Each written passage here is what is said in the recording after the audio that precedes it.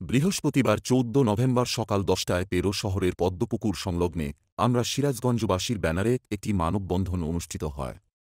মানববন্ধনটি Sirajganj press ক্লাবের সভাপতি Harun or Rashid Khan হাসানের সভাপতিত্বে ও সোলঙ্গা প্রেস ক্লাবের সাধারণ সম্পাদক দুলালের সঞ্চালনায় প্রধান অতিথি হিসেবে উপস্থিত থেকে পদ্মপুকুরকে সুইমিং পুলে রূপান্তরিত করার বিষয়ে গুরুত্বপূর্ণ বক্তব্য রাখেন বিশিষ্ট ব্যবসায়ী কেন্দ্রীয় নির্বাহী কমিটির সদস্য ও জেলা বিএনপি সাধারণ সম্পাদক সাইদুর রহমান বাচ্চু।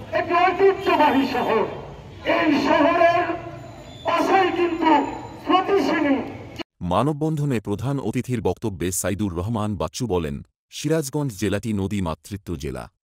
শহরের মধ্যে কোনো সুইমিং পুল না থাকায় শখ করে অনেকেই যমুনা নদীতে গোসল করতে যায়। অধিকাংশ মানুষ সাঁতার না জানায় সর্বনাশা যমুনার ঘূর্ণিপাকে পড়ে অনেক মানুষ নিহত হয়।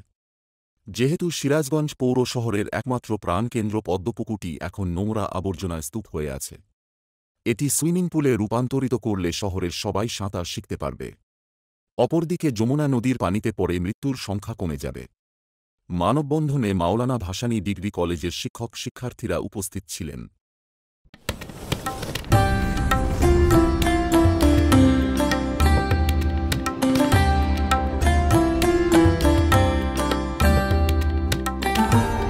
এমই টিভি, স্বাধীন বাংলার স্বাধীন কণ্ঠ।